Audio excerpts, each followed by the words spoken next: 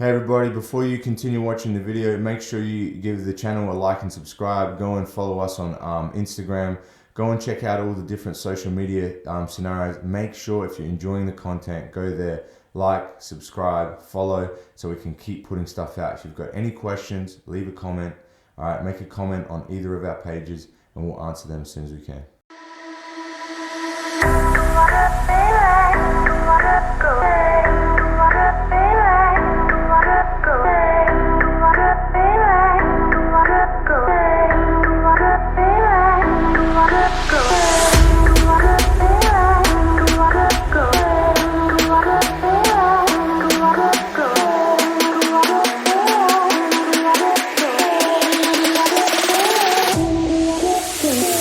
So because as I say, we sometimes you look these days, you know, like also like the class used to be like 2 hours class, 1 hour just warm up. Man, that's how the same. I started in Adelaide when I first started jiu-jitsu, and this is probably only 10, 12 years ago when I started, but man, it was the same thing with 45 minutes to an hour of just animal movements and warming up and stuff. So you're already dead before you even touch another human being, man.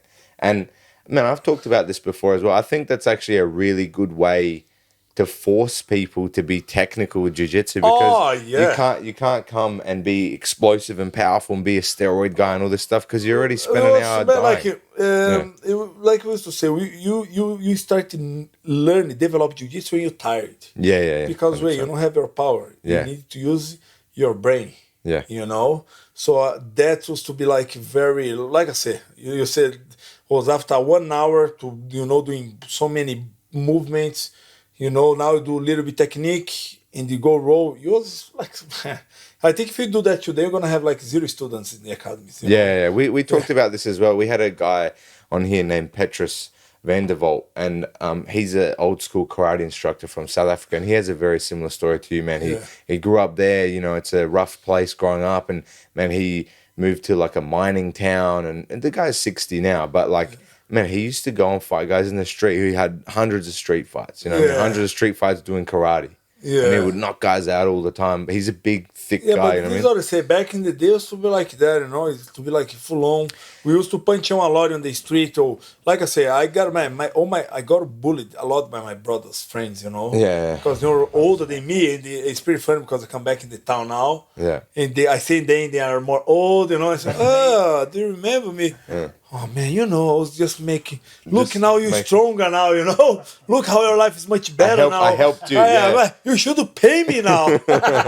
They helped you out, get stronger. But all these schools to be completely different. But in the way back in the day, like when I started my brother, the way he used to teach us, after a long time I come back there and I see the way he teach, and I say, man, bro, like you serious? You teach like this now? I say, Fabio, if I teach the way I also teach, I'm gonna have 0 students. You know, I need to adapt it. And it used to be the way, because this back in the day, you see this blue belt, this white belt, man, like it used to take like over 2 years for get it.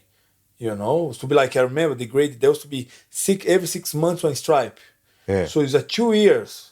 To get close to a blue belt, for you close to a blue belt. If sometimes your coach forget about you as well. I forgot when did they grade you last year? No, you sure? You know. And plus, if sometimes you don't have money to pay the grading, they skip. So man, I was to being white belt for ages. He being his brown belt for like so many. His professor holding him a lot, because my brother is like maybe like 160 centimeters, 170. He's short than me. You know, he was very weak as well. Like, so his professor holding him a lot for toughening his up, you know. So back in the day, the Brazilian Jiu-Jitsu used to be complete, and it used to be like, if you're tough, you stay. If you're not tough, mate, you disappear. We talked about this as well. Like, you know, as bad that is for like modern times, that's what made jiu-jitsu so good, man. That's what made everything so strong, you know what I mean? That's what made judo, that's what made jiu-jitsu, that's what made boxing, all the hard like warfare where it started with is what made it so effective. And when you remove that, you remove its effectiveness a little bit. And that's why if you go to the majority of jiu-jitsu gyms now, they're all trained for IBJJF or IBJJF or whatever competition. They're not going to have the same ability to defend themselves or self-defense capacity or be able to survive or whatever, because they're not training like that anymore. No, like I said, you know, like they all academies, especially like my academy, I try to keep on there like about they start stand up, because a lot of these new jiu-jitsu, I know, because they space a lot. Even from here, we start from the knees the majority of the time. Because like I said, because the guys develop so much good guards, you know. Because for sure, you start on the knees, so it's more easy you sit to play guard, you know, just get more. So end up develop a new type of jiu-jitsu. Like I remember back in the day, you know, like when you see final Margarida versus Noishan Ribeiro, his brother, Saulo Ribeiro. You know, man, the guy's top game used to be trying to throw each other. Used to be a top gamer. I think back then used to be just a roleta, good ground game, bottle game. Have very, you know, I remember Nino Chamber used to be very good. You know, like this old school, but it was like 3-4 guard players. Guard and the other rest used to be a top fighters, you know, used to be a top player. And the man then come for pass your guy for used to not have stalling. They go, they used to come for try to tap you out. To beat you, You know, that's what I miss sometimes, you know what I mean? When the style, people really the trying school, to fight. They fight, win. exactly. They try to fight. And the happy a time in my career, I end up, a lot of people say, Fabio, who is the number one? I say, man, I also know watch jiu-jitsu. I also don't know much about jiu-jitsu, like the competition style. I also go teach training, you know, to no incentive my students for compete back in the day. You know, so I also go training, teach them what I knew, no watch, then when the guy say, Fabio, you heard about the betting ball? I said, what was that? You know what I mean? Oh, you heard about these new games? I said, what is that? Then I start to need to, okay, Fabio, now it's time in your life, jiu-jitsu change. So about the berimbolo stuff, is this still in Brazil, or is this already when you're in Australia? When I was in Australia. All right. So let's come back to... Thanks for watching the video, guys.